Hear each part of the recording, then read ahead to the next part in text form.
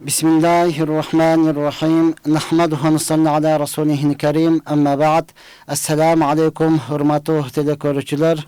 Sizlerin nazarınızda Nasihat teleberüsünde İslam jana biz programmasında men Şarapov Baxtiyorjon Hakimovich birinchiden бүткүл alamды жок жерден жараткан, ошол заттын буйругу менен таңатып күн баткан, ченнеге жаратуучу Аллах Таалага чексиз мактоолор болсун. Жана пайгамбарыбызга жүрөгүбүздүн эң эле төрүнөн чыккан салаваттар жана саламдар болсун. Мактоо жана салаваттан кийин Аллах Таала ар бирибиздин кылган ибадатыбызды толугу менен кабыл кылып, пендечилик кылып, билип билбей кылган күнөөлөрүбүздүн бардыгына түп тамыр менен кечирген болсун. Чындыгында Аллах Таала мээримдүүлөрдүн мээримдүүсү, Аллах Таала ырайымдуулардын ырайымдуусу, Аллах Таала кечиримдүүлөрдүн кечиримдүүсү. Ушундай улуу болгон Алла сиз менен бизди жок жерден жаратты, кычыраган күч берди, акыл эс берди, өңү түс берди, жана эки дүйнөдө бактылуу болсун деп дин берди.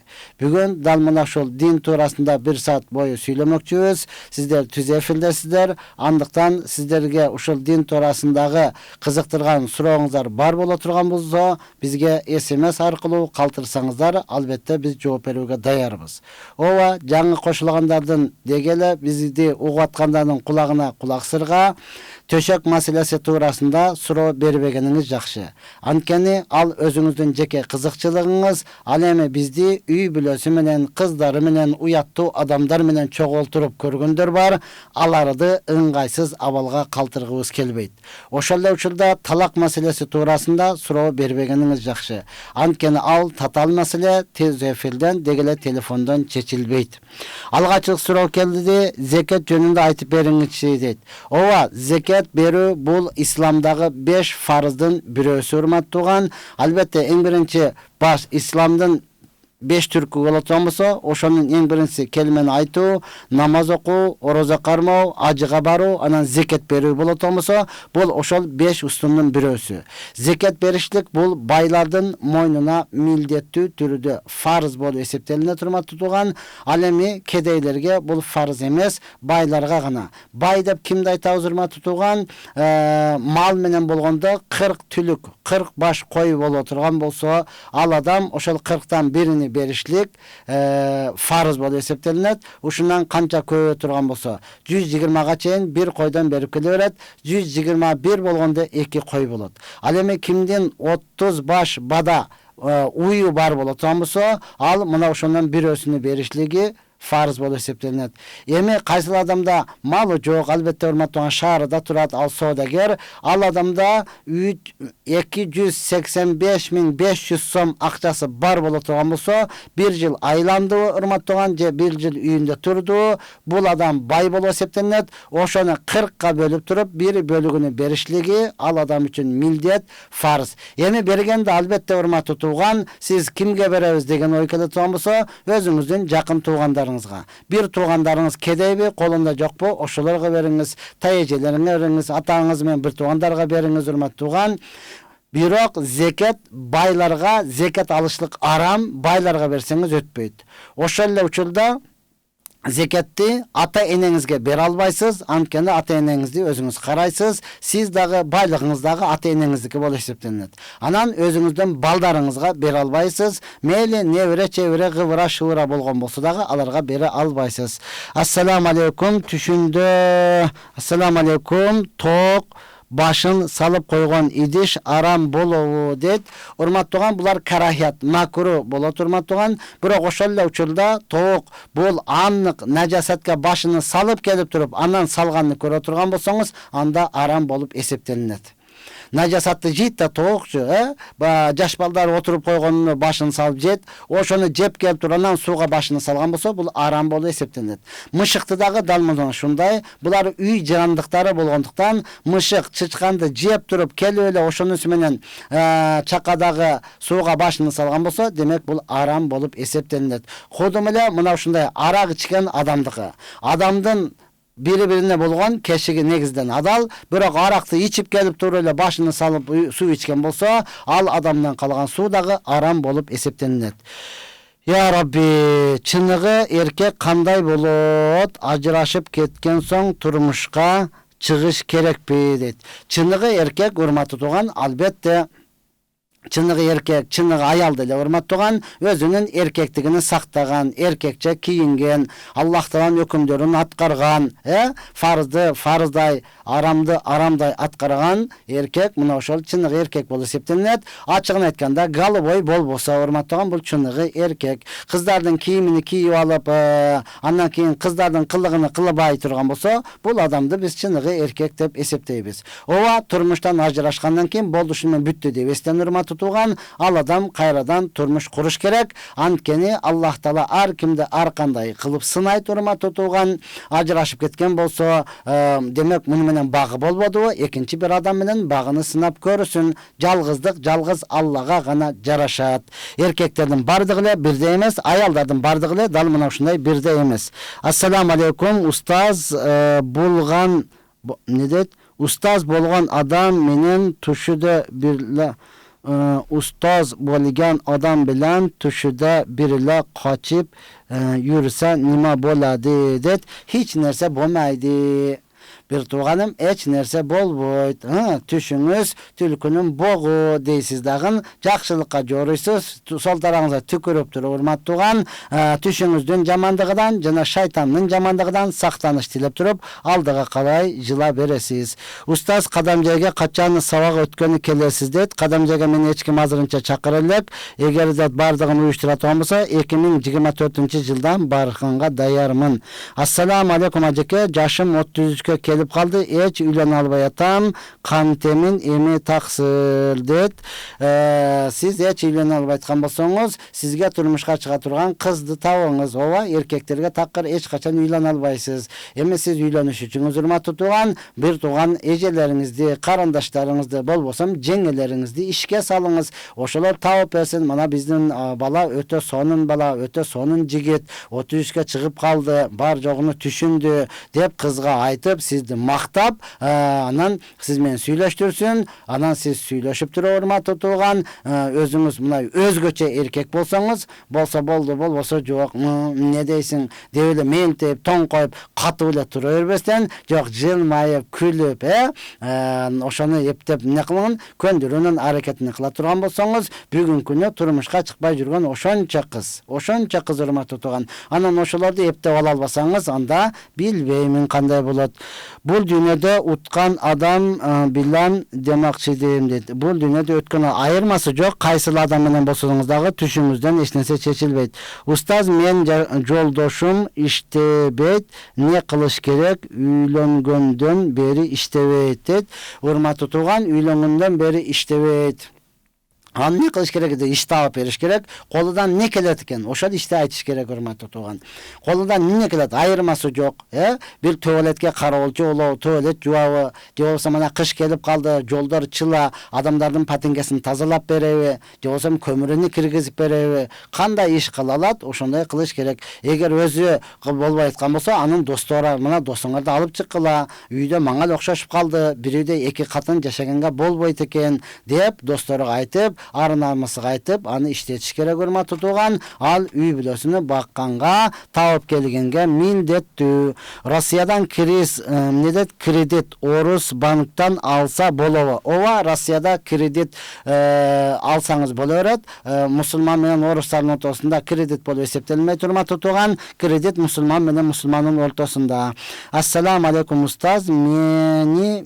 Menen da salamdaşıp koyuңuzчu deyt. Wa aleykumussalam rahmatullahi ve berekatuh. Mana siz menen dagı salamdaşıp koydum. Huday buyursa inşallah telefondan görüşüp salamdaştık. Allah Taala kol görüşüp dagı, kol berip görüşüp dagı salamdaşkandı. Allah Taala nasip kılgan bolsun. Ya Rabbi rahmat, Allah razı olsun. Amin. Assalamu aleykum. Tüşünde suğa çöküp bir adam ölüp kaldı. Kutkarbay karap durup kaldım. Emnenin belgisi de duanı okuvaganınızdan belgisi. Özünüzge dem salıp jatpaganınızdan belgisi. Assalamu aleykum ustaz. Menin alım ketip şayım yok. Künden künge alım ketip atat. Sıykırdın belgileri ve yok urmatly tuğan, siz alsıragasanız ile сыйкылдын белгилери болушу мүмкүн эмес. Ал эч качан сиз дарыланыңыз, күчтүү тамак жең, урматтаган суу ичип эле анан кургак нан жей бере турган болсоңуз, албетте алсырайсыз, күндөн күнгө артка кетесиз. Ошондон сиз төшөктө жатып албастан жок, туруңуз дагы чуркаңыз, муздак суудан ичиңиз, турникке тартыныңыз, ажымана жасаңыз, урматтуу тууган, нары бери басыңыз. Бекер жатканча бекер иште деген өзүңүздө жумушуңуз жок боло турган болсо, бирөөлөрдүн ишини кылып бериңиз, урматтуу тууган, жардам бериңиз. Бул садака болуп эсептелинет. Садака бардык балелерден кайтарат. Анан үйдө жатып эле алсырап кетип атам деп врачка көрүнбөсөңүз же өзүңүзгө дем салбасаңыз, бат эле өлүп каласыз, урматтуу тууган. Бат эле өлүп каласыз. Мына ошондон туруңуз, чыйрак болуңуз, аракет кылыңыз, урматтуу тууган, кыймылдаңыз.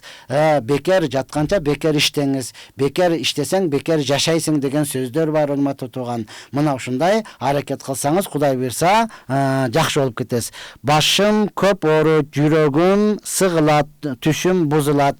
Башыңыз көп ооруган болсо, хижама деп коет, башыңыздан кан алдырыңыз. Анан врачка дагы көрүңүз, урматтуу тууган. Албетте, түшүңүз бузулгандыгы өзүңүзгө дем салыңыз, дем салып жатыңыз. Айлана чөйрөңүздү бисмилла деп тазалап жатыңыз. Намаз окуңуз, Аллахтан дуа кылып сураңыз. Жатып берсеңиз, чынында эле оорубаган жериңиз калбайт. Адам баласы канча жалкоо болсо, ошончо көп жери оорукан болот. Уктай эле берсең дагы кесел болуп каласың, ооруп каласың, урматтуу тууган. Ошондон ар дайым кыймылда жүргөн адам бул ден башы дагы сак болот. Анан эч жери дагы оорубайт, урматтуу тууган. Ооруган адам дагы басып кыймылдап тер менен чыгарып бере турган болсо, батыраак сакаят. Оорудум деп эле жатып алып дары ичип бере турган болсоңуз, урматтуу тууган, анда күндөн күнгө алсырайсыз. Устаз, мен уктап атканда түш көрө берем, эмне кылсам болот дейт. Ооба, түш көрө бересиз, урматтуу тууган. Түш көрө бербеш үчүн сиз эми уктаардан алдың 2 рекат тоба намазын окуп, өзүңүзгө Ихлас, Фалак, Насты дем салып, Аятал Курсуну окуп, айлана чөйрөңүзгө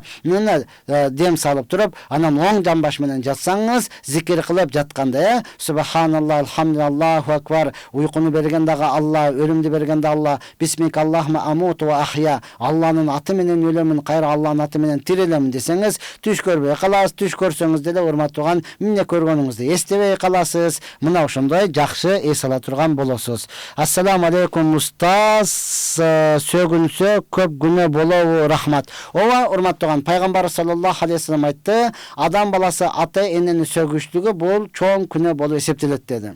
Ошондо сахабалар таң калды. Кайсы адам өзүнүн ата энесин сөгөт дегенде пайгамбарыбыз айтты, сен ачууланып бирөөдүн ата энесин сөгөсүң, ошол өзүңдүн ата энеңди сөккөнгө барабар деди, урматтуу тууган. Мына ошентип сөгүнгөн бул күнөөлүү болуп эсептелет. Өзүнүн ата энесин сөккөн болот. Ата энеңизде эч кандай күнөө жок, сизде күнөө болот, урматтуу тууган. Андан кийин не деген, эч ким жок деп сүйлөбө, оозуң жаман үйрөнөт. Эч ким жок деп осурба, көчүгүң жаман үйрөнөт деген биздин аталарыбыздан калган мына ушундай учкай сөздөр бар. Сөгүнө берсеңиз, тилиңиз дагы жаман үйрөнүп калат. Кийин кайнатаңыз барбы, кайненеңиз барбы, кийин болот, айырмасы жок, сөгүнүп берип туруп уят болосуз. Мына ошондуктан ар бирөө сөгүнгөндүн ордуна Субханаллах, Алхамдулиллах, Аллаху акбар, азаматсың, ой бай болгур деген сөздөрдү айтың. Наргалар арапча ашып кеттик дейт турган болсоңуз, анда кыргызчада ой бай болгур, ой өмүрүң узун болгур, ой тилегиңе жеткир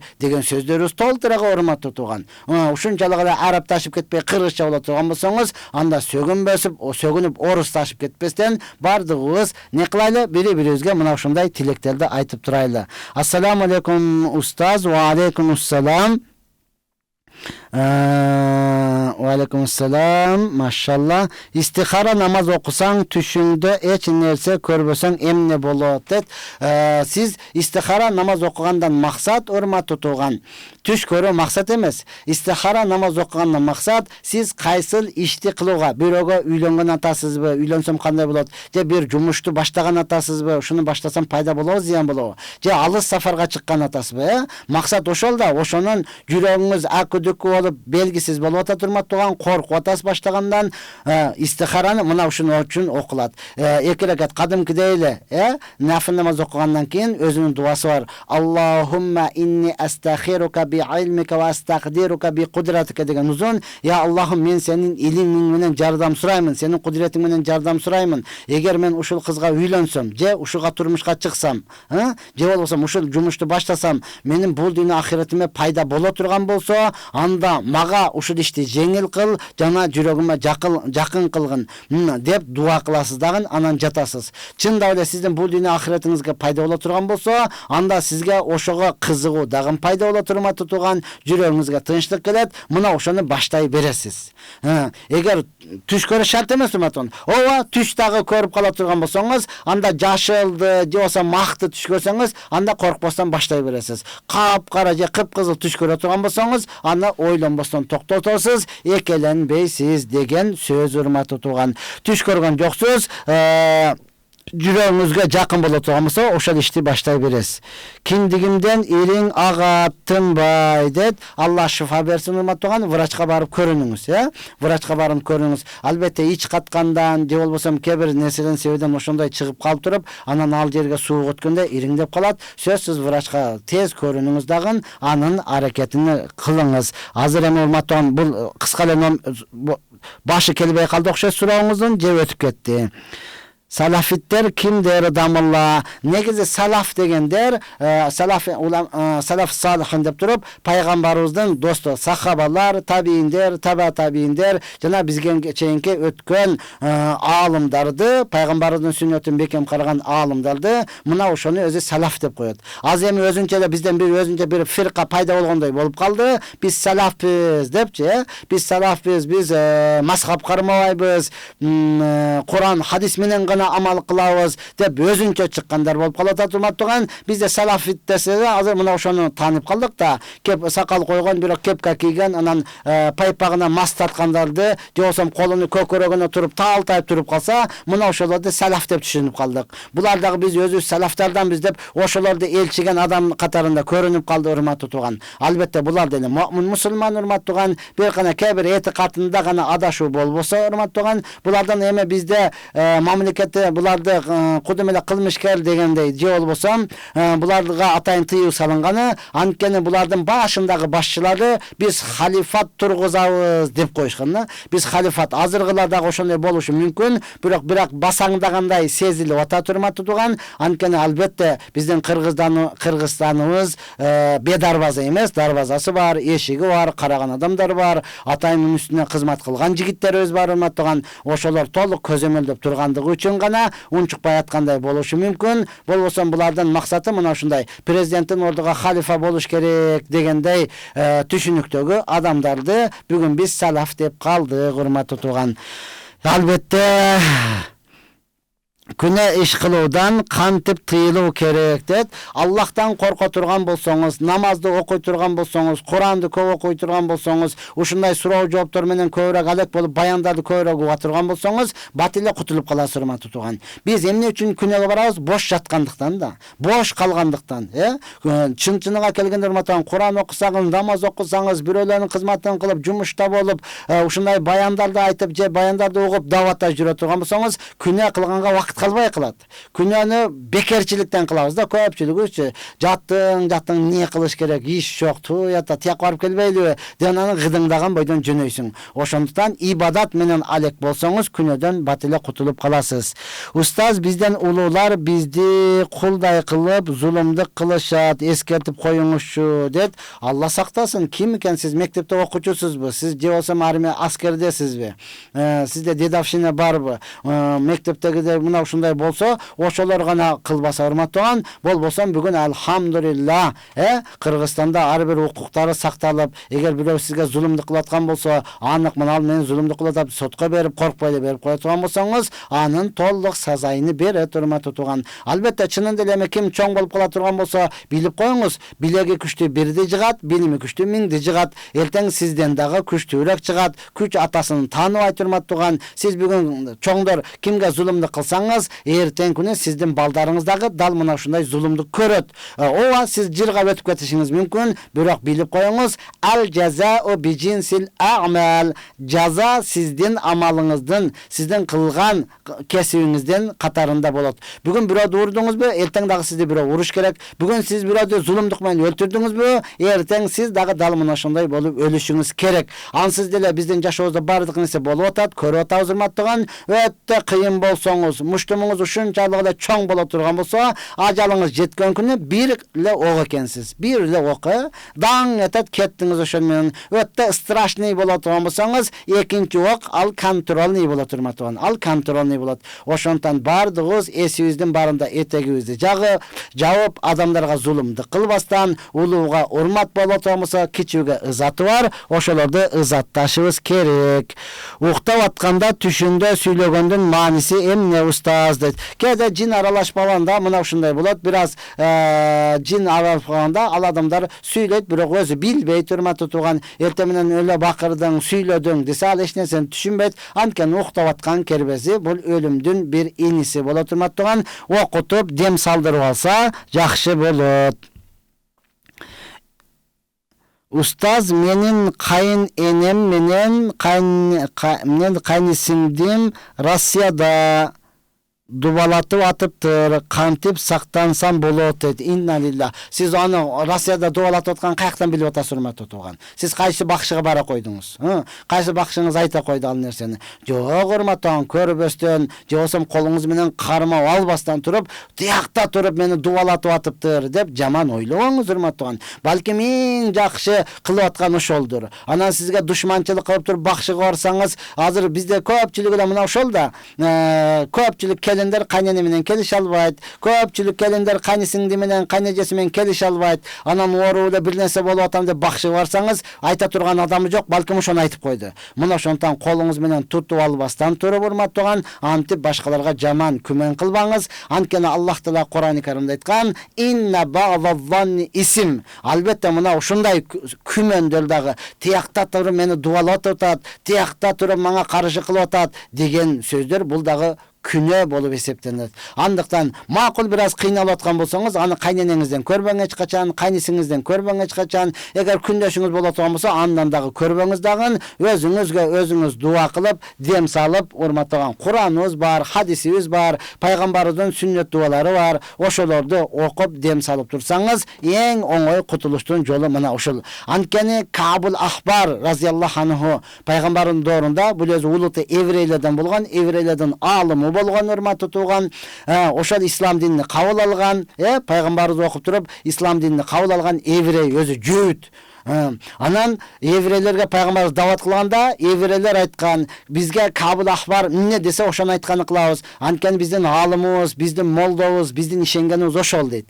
Дегенде пайгамбарыбыз Кабыл Ахбарды көшөгөн аркасында коюп турган болот да. Чакырып туруп, еврейлер менен ушунтет. Анан пайгамбарыбыз саллаллаху алейхи Кабыл Ахбарды не кылат, чыгарат. Мына уккылайм депчи. Кабыл Ахбар анан мына ислам дини акыйкат, пайгамбарыбыз саллаллаху алейхи бул акыркы пайгамбар, артына мөөр басылган, иман келтиргиле дегенде Жөөттөр айткан: "Бул адам падам эмес, буга биз ишенбейбиз, бул постоянно эле жалганчы" депчи. Ошондон кийин Кабыл Ахбар разияллаху анху айтат: "Мен пайгамбарыбыз саллаллаху алейхи вассаламдын сүннөт дуаларын окуп, өзүмө дем салып, коргон кылып жүрбөгөнүмдө, еврейлер, Жөөттөр мени эшек кылып минип алмак" деген, урматтууган. Ошондон биздин душмандарыбыз толтура, андыктан ар бирөөбүз өзүбүзгө дем салып дуа кылып турабыз. Бирөөдү колунан кармап тутуп алмайынча эч качан жаман күмөн кылбайбыз. Ассаламу алейкум устаз, жүрөгүм сыгыла берет, жөндөн жөн эле. Жок, урматтууган, жөндөн жөн эч нерсе болбойт. Жөндөн жөн кумурсканын буту дагы сынбайт. Жөндөн жөн жерден бир чаң көтөрүлбөйт. Ар биринин өзүнүн себеби бар. Сиздин жүрөгүңүз кысыла берет, жүрөгүңүз сыгыла берет, жер ушунча кенен болушу менен сизге таар болуп калат. Неге? Алланы зикир кылбагандыгыңыз үчүн. Намазды өз убагында окубайсыз, окусаңыз деле баягы кожо көрсүн дегенде эле бат-баттан окуп коесуз, берилип окубайсыз. Анан сиз жүрөгүңүздүн кысылгандыгы Алланы зикир кылбайсыз. Аллах Таала Кур'ан-ы Каримде айтат: "Ала би зикриллахи татмаиннал кулуб". Эй жүрөгү сыгылгандар, эй жерге батпай калгандар, эй инсанияттар, эки кулагыңар менен угуп алгыла, Алланы эстөөдө жүрөккө тынчтык келет деген урматтуу тууган. Аллах Тааланы эстесеңиз, жүрөгүңүзгө тынчтык келет, рахат аласыз, ушунчалык жыргайсыз, бардык кыйынчылыктар Алланын алдында жеңил. Өтө жеңил урматтуу тууган. Мына ошол Аллах Таала жүрөгүңүзгө тынчтык берет. Бар болсо 5, жок болсо 15 деген сыфат ошондо келет урматтуу тууган. Ошондон сиз Аллах Тааланы көп зикир кылыңыз, иншалла сыгылбай каласыз. Устаз, саламатсызбы? Мен черезден эле өтүп кеткен адамдарды түш көрө берем. Эмне болот айтып коесузбу? Кур'ан окуп, ошолорго дуа кылып, соону багыштап коюңуз дагы, өзүңүз уктагандын дуасын кылып өзүңүзгө дем салып жатың, Кудай буйрса жакшы болуп кетет. Уктап атканда түшүндө аны айтып өттүк, иншалла дагы кайталанып келиптир. Ассаламу алейкум устаз, кабырга зыяратка барганда Кур'ан окуу адебин айтып коюңузчу сураныш дейт.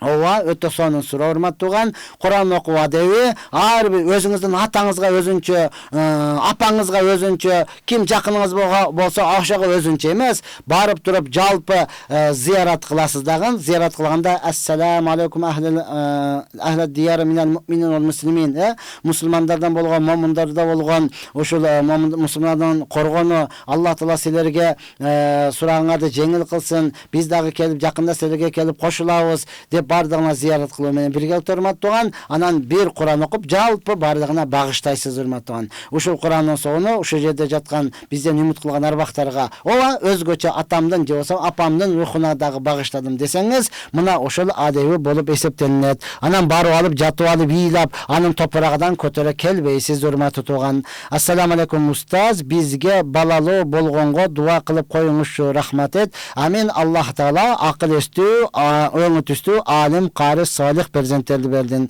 берсин. Ассаламу алейкум. Мен эч ким менен тил табыша албай калдым. 2 жыл болду, баары жаман көрүп жаткандай дейт. Анткени урматтуу тууган, ооба, ошондой сезилет. Эмнеге урматтуу тууган? Пайгамбар саллаллаху алейхи ва саллям өзүнүн хадисинде айтат: кимди Аллах Таала жакшы көрсө, кимди Алла жакшы көрсө, Жабраил периштеге айтат: "Эй Жабраил, мана пендемди мен жакшы көрөм, сен дагы жакшы көргүн" дейт.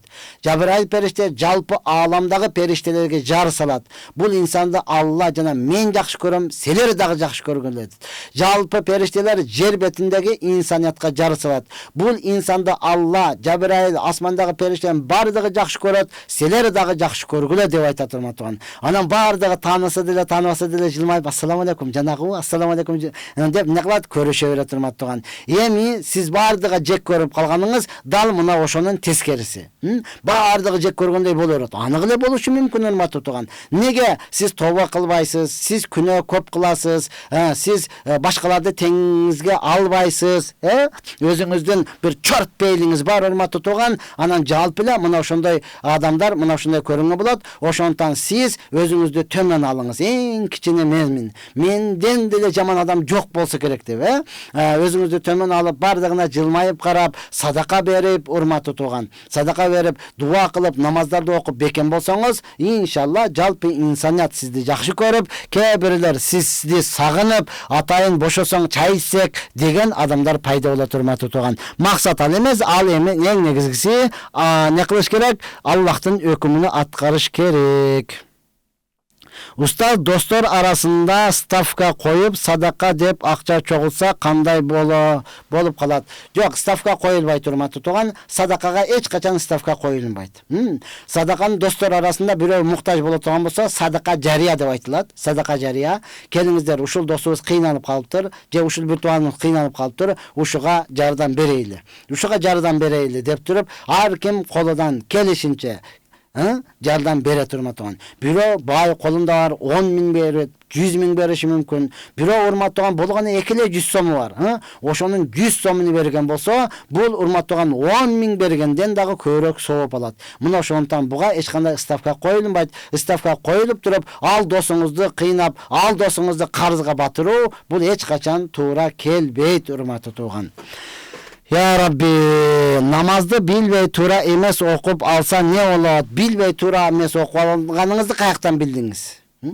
Билбей тура эмес окуп алган болсоңуз, Алла кабыл кылсын дейсиз дагы дуа кылабыз. Мына ошондон урматтуу тууган, намаз окуганда тургузуу үчүн устаз кармаш керек. Намазды сөзсүз окуганыңызды бирөөгө көрсөтүш керек. Карап турчу, мына мен намаз окуп атам деп, азыр эле багымдатты тышыңыздан эле окуп, тигиге көрсөтө бересиз. Мен сүннөтү да менен окуйм деп, тышыңыздан эле Фатиханы, Зам сүрөнү, рүкүгө барган Субхана Раббил Азим, саждага Субхана Раббил Ала, рүкүгө сажда кылгандардын бардыгыңызды тышыдан эле айтып, ага текшертип аласыз, урматтуу тууган. Макул, текшертүү үчүн бардыгыны сыртыңыздан окуп айтасыз.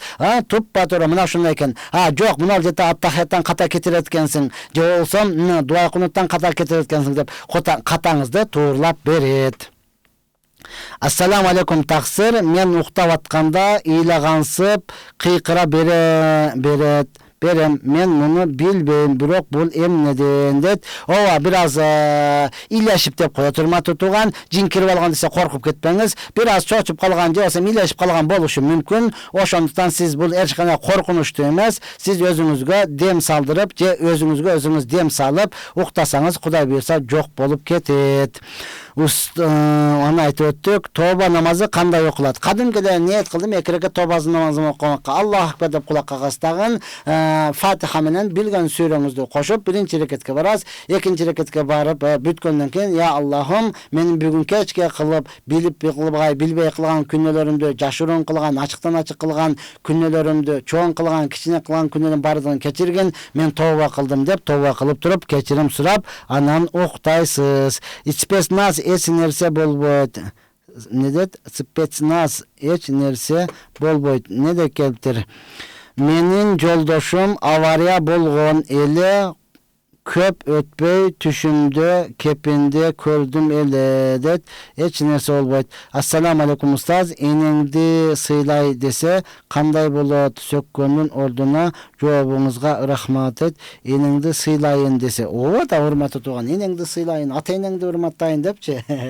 Машалла, мен устазым, Алла өмүрүнө береке берсин. Азыр бир ай зоорат угуп калдым, Алла шифа берсин. Ошол жеңебизди урушканда, эй энеңди атаң курсан кылсын деп урушат экен да.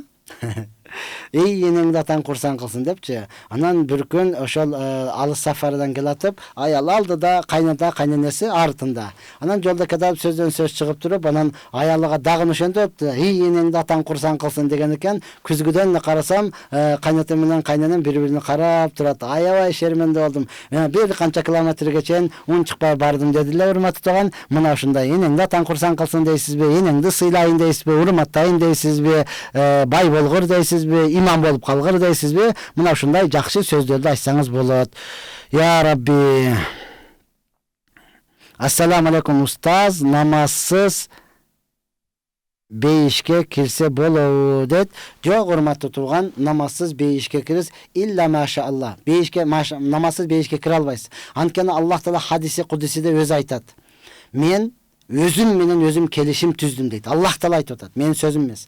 Алла Таала эмне дейт? Мен өзүм менен өзүм келишим түздүм.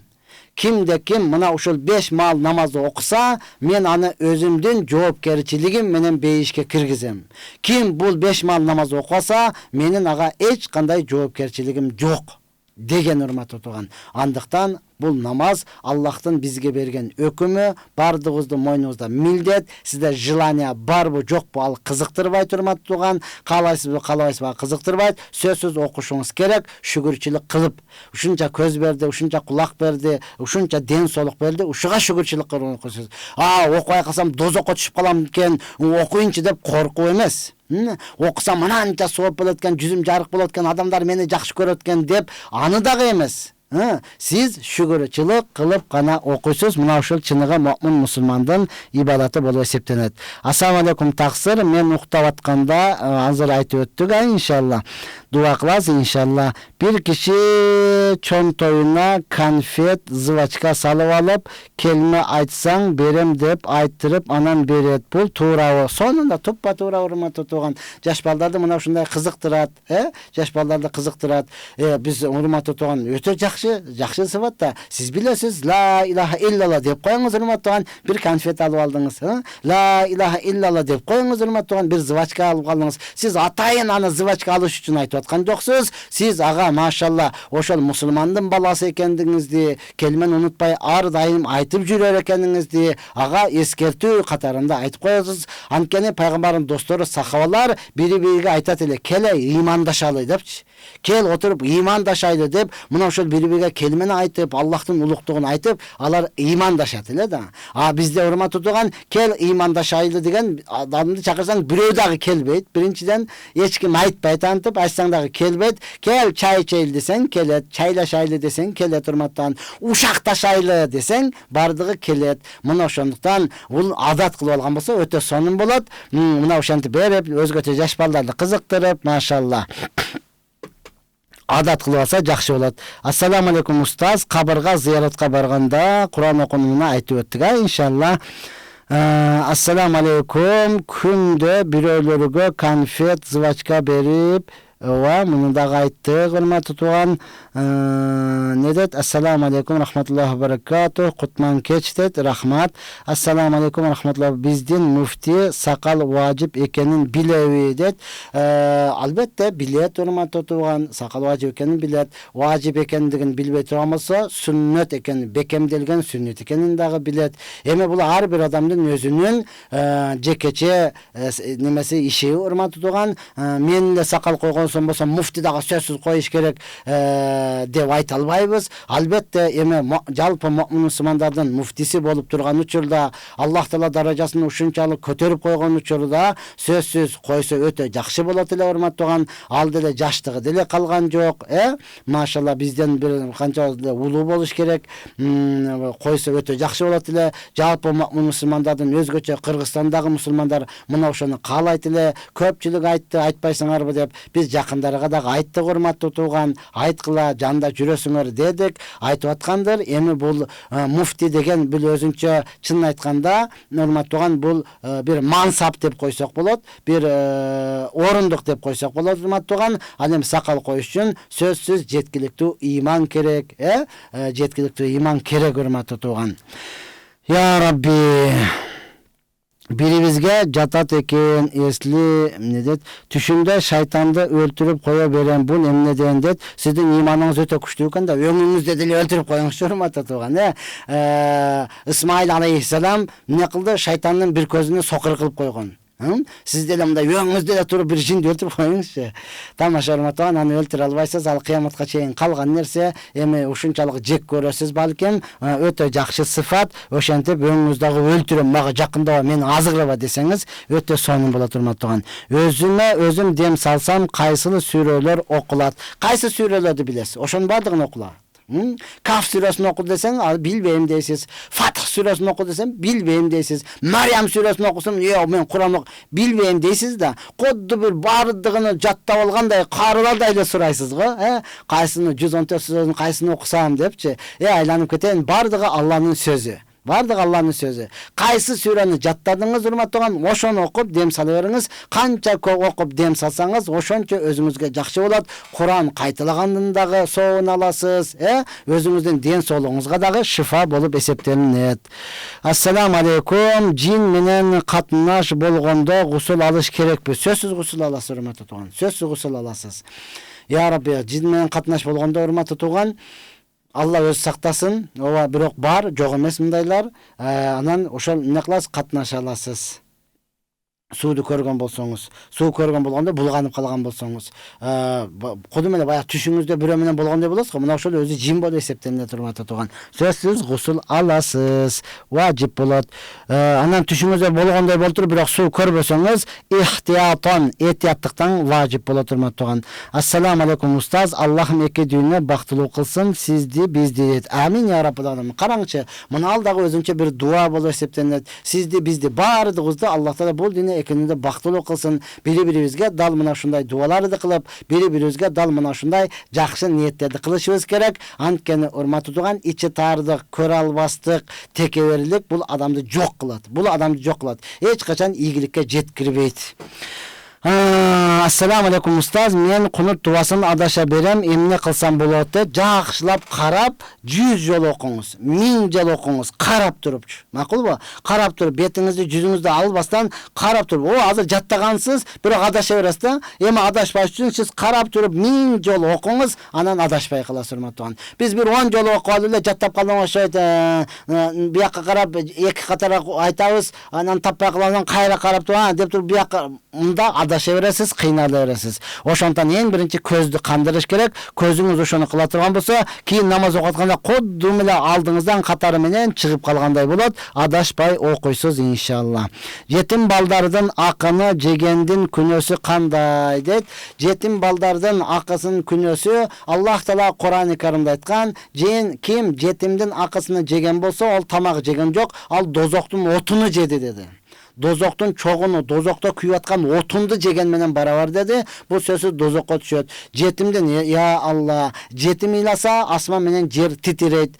Жетим ыйласа асман менен жер көтөрө албайт, урматтуу тууган. Эми сиз жөнөкөй эле мусулмандын эмес, жөнөкөй эле бир ыймансыздын акыны жесеңиз дагы Алла Таала аны кечирбейт, өзү кечирмейинче.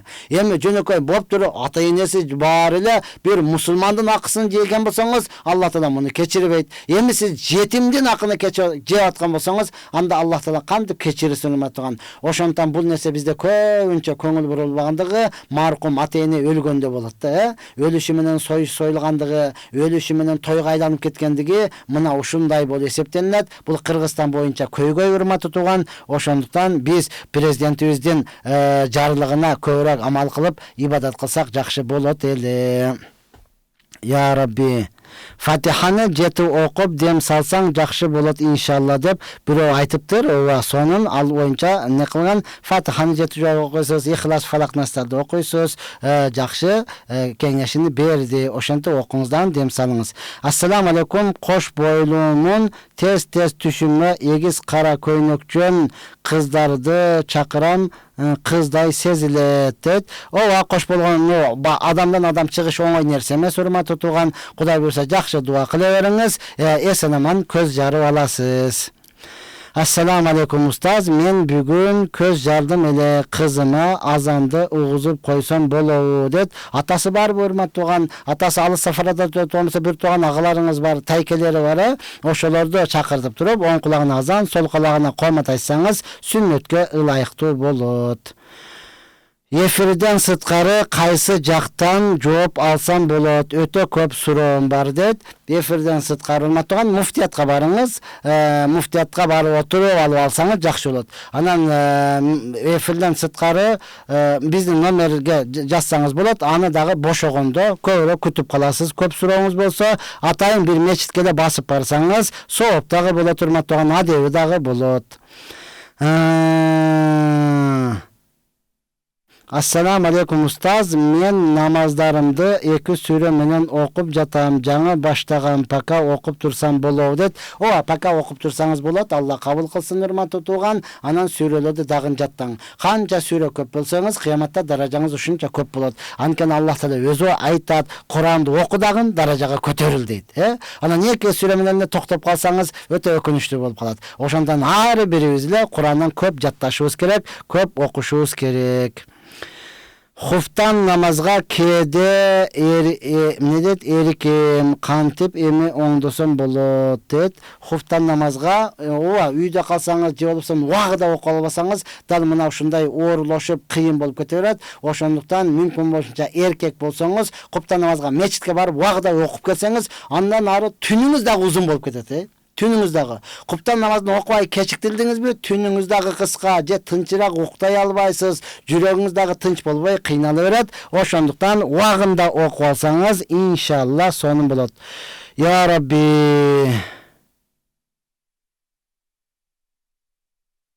Ассаламу алейкум. Мен үйлөнө албай жүрөм. Дуасы барбы айтып коесузбу дейт. Жок, урматтуу тууган, кыз табыңыздагы эже карындаштарыңызга, жеңелериңизге, кошуналарыңызга айтып, кыз тапсаңыз үйлөнөсүз.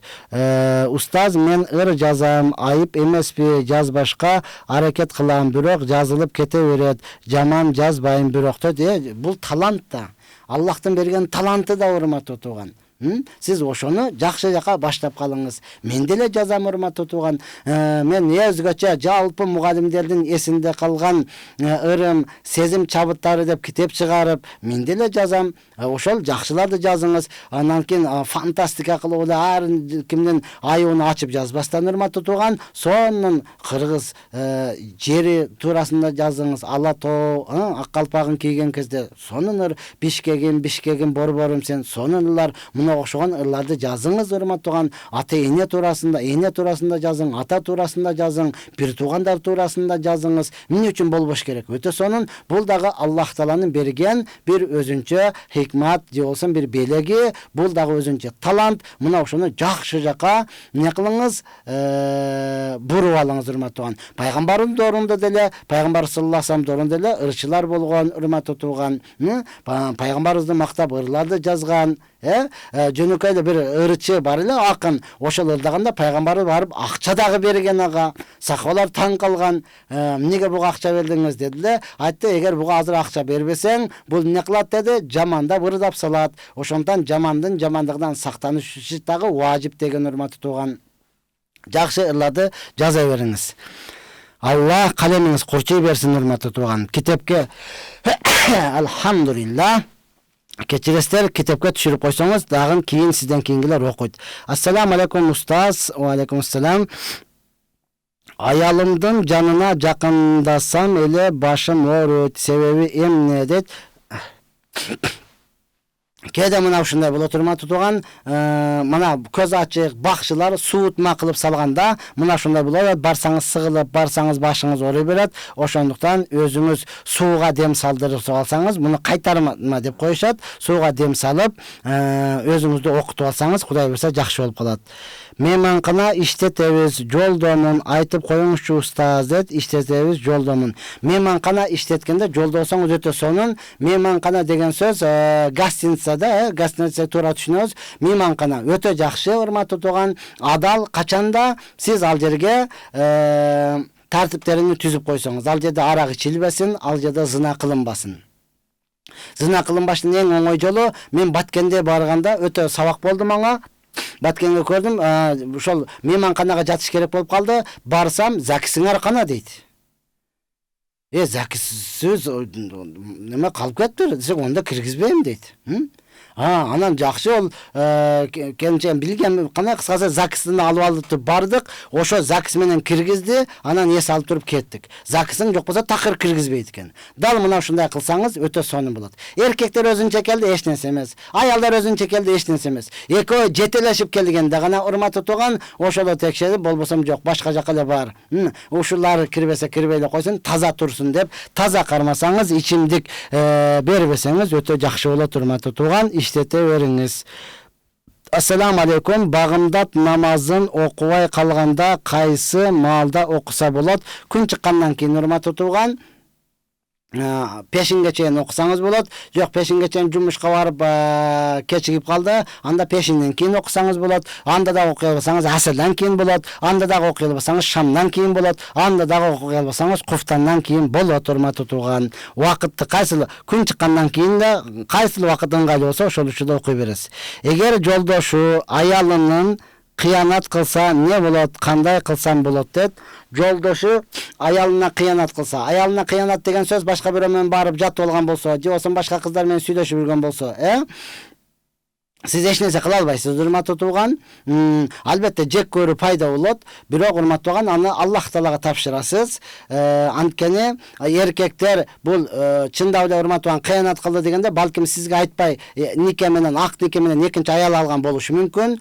Ошондуктан мен эркектерге айтат элем, рас өзүңдүн аялыңа канаттанбайсыңбы, анда жанагыдай сойкуларга барбастан урматтуу тууган, эркексиңби, ачык эле айт дагы үйлөн. Нике кыйып ал. Азыр бизде 2 аял алыптыр десе, баардыгынын төө чачыбыз тик турат, 3 аял алыптыр десе, төө чачыбыз тик турат. Анан ол тийген адамды дагы жок кылабыз, мунун турмушун бузуп депчи. Кечеге 10 сойкукананы таптı турабы, 70 кызды сууруп чыгышты урматтуу тууган.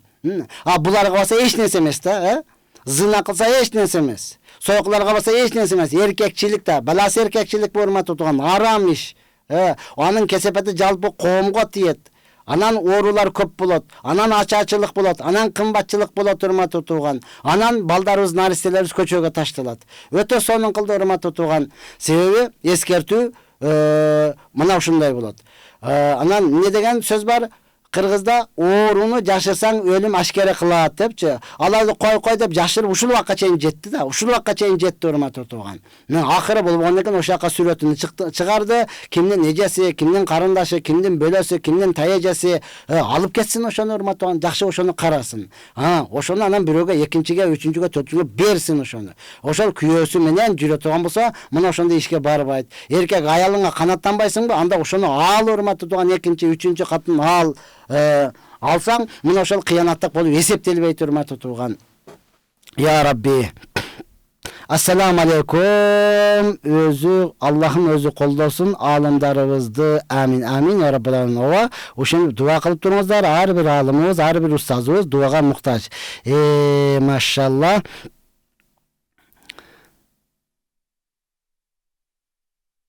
Ассаламу алейкум. Мен пешин намазын каза көп болуп калып атат. Кайсы малда окусам болот? Урматтуу тууган, пешин намазы эмне үчүн? Ишиңизге байланыштуубу? Жок дегенде урматтуу тууган, фарзыны окуп алыңыз. Кандай жумушта болосуз, кандай жолдо болосуз, токтой калып туруп фарзыны окуп алыңыз. Каза кылганда көп күнөөгө батып кетесиз урматтуу тууган. Анан айла жок каза болуп аткан болсо, асырдан кийин окуп алсаңыз болот. Же болсо үйгө келгенден кийин, кечинде куптан намаздан кийин окуп алсаңыз болот.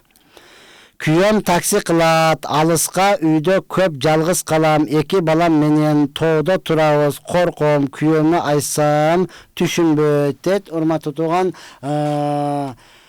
Я Рабби, кээ бир эркектер мына ушундай гафилетте болот урматтуу тууган. Качан да бир кырсык болсо, качан бир коркуп, мына ушундай чочуп калгандан кийин анан молдолорго жүгүрөт, коркуп калыптыр, жинкирип кетиптир, эмне кылабыз, каяка барабыз, канча десең беребиз депчи. Ошондон жалпы чындап эле таксиде иштегендер, алыс сафарга кете турган болсоңуз, ошол аялыңыздын жанагы махрамдардан, коркпой турган шериктен сөзсүз калтырыш керек. Адам билип болбойт урматтуу тууган, адам билип болбойт. Дайым керек. Бизде аталарыбыз айтат го, өзүңө бекем бол, кошунаңды ууру тутпа депчи. Мына ошого бекем болсоңуз, келечекте жашоодо дагы эмне кыласыз, өкүнбөй, кыйналбай жашайсыз. Устаз, ат жөнүндө айтып бериңчи, ат бакса пайдабы же зыянбы, жооп берип коюңузчу дейт. Албетте урматтуу тууган, ат бакканда азыркыдай улакка миниш үчүн, бакканда оны айткан эмес. Улакка барып анан нары сал, бери сал деп сөгүнүп, адамдардын бутунун кайрып, зулумдук кылган, бул үчүн эмес, бул үчүн эмес. Сооп болот урматтуу тууган, канча жем берсеңиз ошончо садака болот. Кала берсе анын богу дагы, анын зарасы дагы сооп болот. Качан бул согушка деп даярдалынган болсо. Азыр биздикилер чынында эле мен деле ат чабам, бүгүн как раз ат чабып келдик урматтуу тууган. Минип келдик. Не кылат, биз деле барабыз. Анан бизде көпчүлүк ушуну түшүп алды.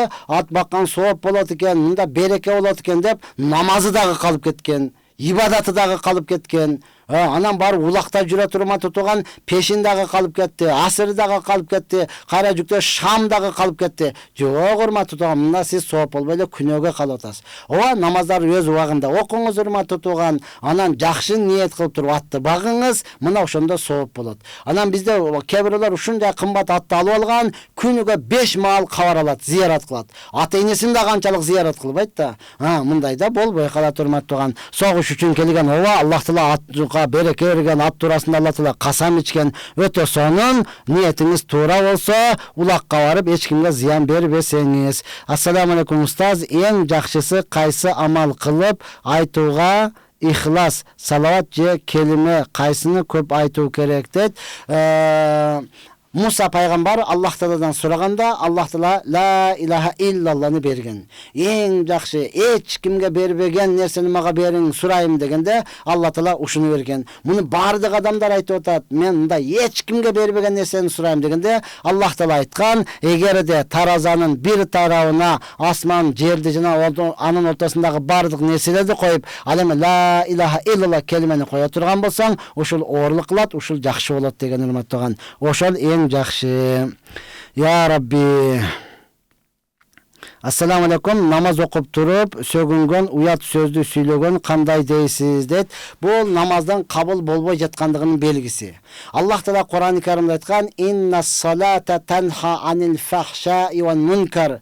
Албетте намаз бузуку жана кайтарылган, тыюу салынган нерседен тосот деди да. Качан намазы намаздай болуп бекен боло турган болсо урматтуу тууган. Анан намаз окуп кайра эле сөгүнүп, кайра эле баягы ишин кылып аткан болсо, демек мунун намазы кабыл болбой жатат деген сөз. Ошондон бардыгыбыз намазыбызга өтө көңүл бурушубуз керек. Ушундай таква адамдар бар, колдон телефон түшүп кетсе дагы мен намазымдан ката кеттим экен. Ичип аткан чайны төгүп койсо дагы мен намаздын кайсыл жерине таштап кеттим экен деп, бүтүндөй намазыны караган таква адамдарыбыз бар. Мына ошондой болушубуз керек ар бирибиз урматтуу тууган. Күйөөм экөөбүз таарынышып калдык эле, эки жолго түшүп калдык окшойт. Кайра бирге болууга дуа кылып коюңузчу дейт. Аллах Субхана Таала көрө албаган көздөрдөн, жаман сөздөрдөн, шайтандын душманчылыгынан сактап, экөөңүздө тең бири-бириңиздерди кечирип, кайрадан жашап калыңыздар. Аллах Таала өзү кайра жашап калышты насип кылган болсун.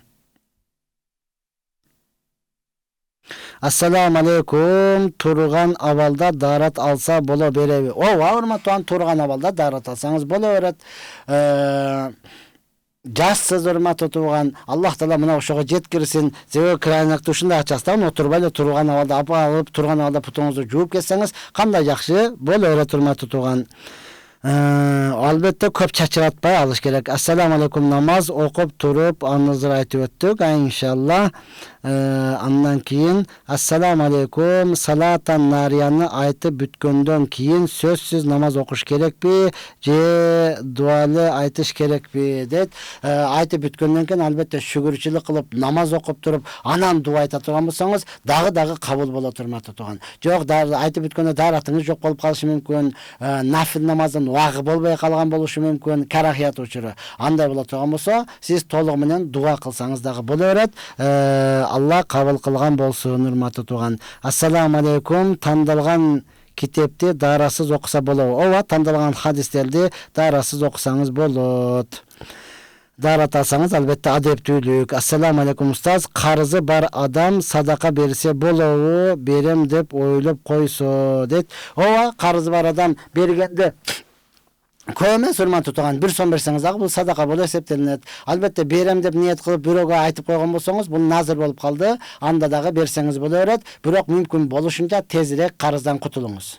Эртерээк карыздан кутулсаңыз, андан кийин берген садакаңыз сооптуу болот. Мына ошентип урматтуу туугандар, биздин 1 саат убакытыбыз өтүп кетти. Караңызчы, убакыт мына ушундай. Убакытты сен кеспесең, убакыт сени кетет. Убакыт учкан куш урматтуу тууган. Мына ошондон убакыттарыбызды текке кетирбестен, ар бирөөбүз ибадатыбызды көбүрөөк кылайлы. Иншалла азыр саат 8 эле болду урматтуу тууган. Биз насихат берүүсүндө, ислам жана биз берүүсүндө түз эфирде болдук. Кийинки жума кайрадан көрүшкөнгө чейин сак саламатта калыңыздар. Аллах Таала ар бирөөңүздөрдүн машар болгон иштериңиздерге ийгилик, тапкан нерсеңиздерге береке, үй бүлөңүздөргө тынчылык берсин. Ва ахири дa'wana анил хамдулиллахи rabbil alamin. Ассаламу алейкум ва рахматуллахи ва баракатух.